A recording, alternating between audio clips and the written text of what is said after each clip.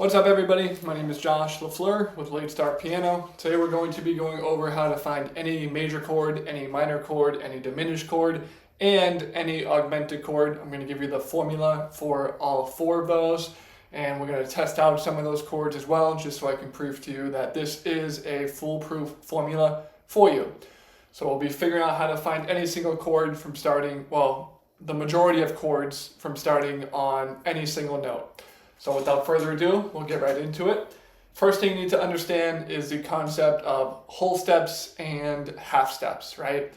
That's what we call them in the States. In the UK, they call them tones and semitones.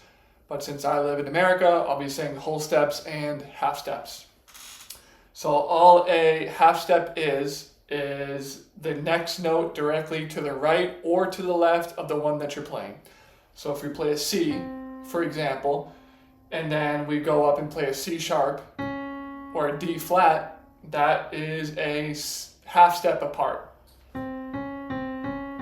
right? They sound very close together because they are very close together. In Western music, we can't have a tonality that is less than a half step, which is all that is. So if we start on C and go up, C sharp, D flat is a half step. We can also start on C and go down to a B. And that's also a half step again because it's to the next note directly to the left or to the right. Doesn't matter if it's a white note or a black note. And just to show you another example, let's say we start on a black note, say we play an A flat or G sharp, and then we go up to, let's call this an A flat, and then we'll go up to an A natural. That is also just a half step, except we're going up. So A flat and A, right? Pretty simple. Then if we go on to whole steps, it's just two notes apart. So that's, you just double, right? Half step is one note apart, you double that, it's now a whole step. That means it's two steps apart, two notes apart. So back to our C, right? We have middle C. Now if we play a D, that's now a whole step. And you can hear the difference in pitch between those two. Half step, whole step. And it's a whole step because we start on C, we count up 1, 2. So from C, D is two notes apart because we count the note that we go to, right? So 1, 2. Same thing starting on a black note. Let's take E flat, for example. So we have E flat here. We go to the next note over, that's an F or an E natural, then the next note is an F. So from E flat, we have 1, 2, that will be a whole step from E flat to F, right? So that would be a major second in this case. Major second just being two half steps or one whole step. Now that we kind of know that, we know our half steps and whole steps, we can also get into actually naming the chords. So major chord formula is the easiest. It's just 4 half steps and then 3 half steps, and that would be your major triad. So we take C, we go up 4 half steps, 1, 2, 3, 4. Then we go up 3, 1, 2, 3. Right? So we have 1, 2, 3, 4. And then from the E, 1, 2, 3. That's your C major chord, C, E, G. Same thing if we want to start on, let's say, a weird one. Let's pick F sharp. Go up 4. 1, 2, 3, 4. So now we have F sharp and we have A sharp. Then from A sharp, you go up 3 half steps. So 1, 2, 3. So F sharp major is F sharp, A sharp, and C sharp. That's your F sharp major chord. And again, it works with any of these. It doesn't matter what note you start on. That's the magic formula for major chords. 4 whole steps and then 4 half steps and then 3 half steps. We can do something kind of weird. Let's start on, how about E? Start on E, 1, 2, 3, 4. Up another 3, 1, 2, 3. So that would be your E major chord. Right? Then for minor chords, it's a very simple formula, except we just reverse it. So same thing, except instead of going up 4 and 3, we go up 3 and then 4. So back to our C C example, right? This was C major. C minor would just be the opposite. Start on C. 1, 2, 3. 1, 2, 3, 4. So C minor would be C, E flat, and G.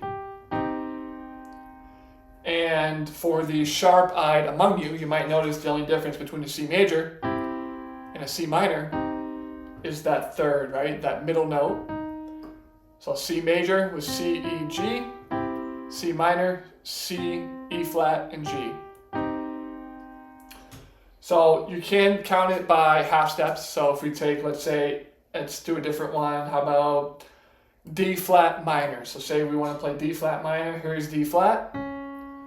1, 2, 3.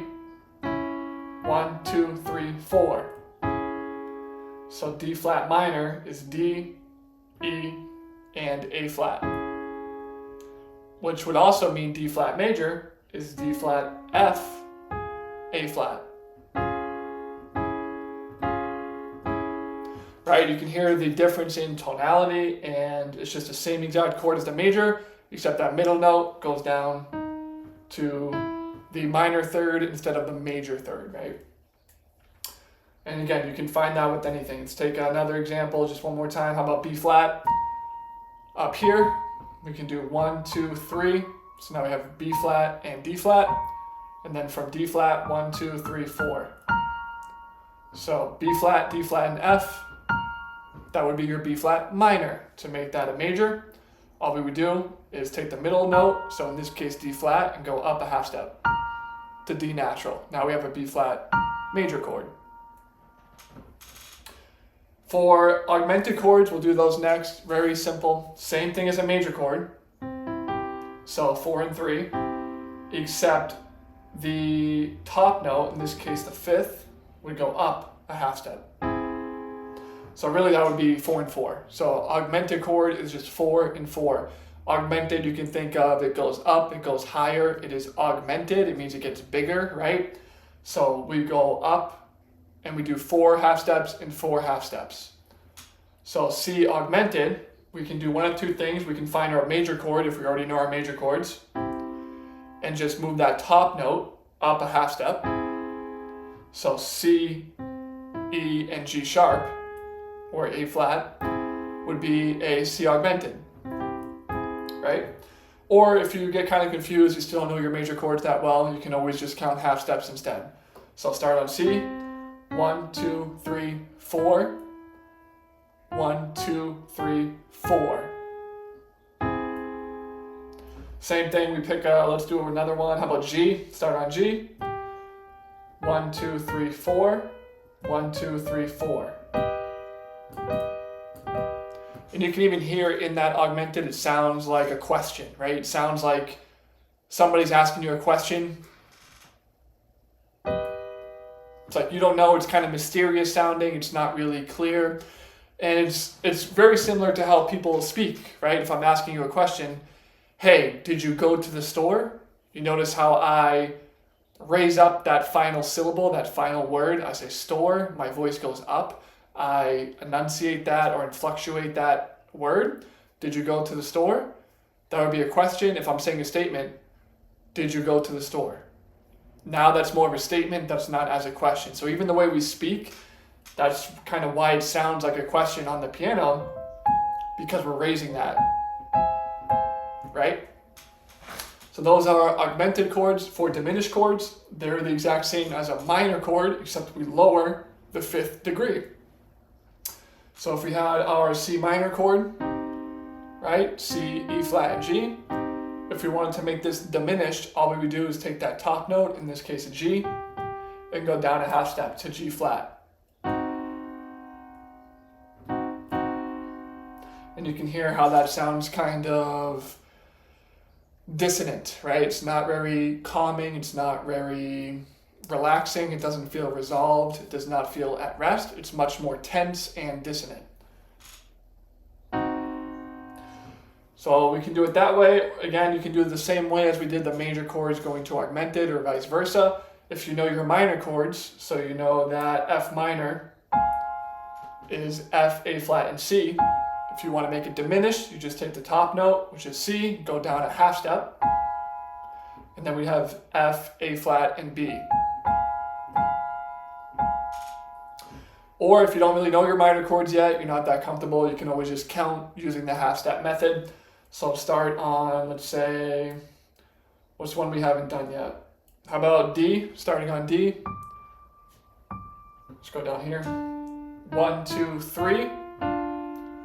And then 1, 2, 3. That would be your D diminished.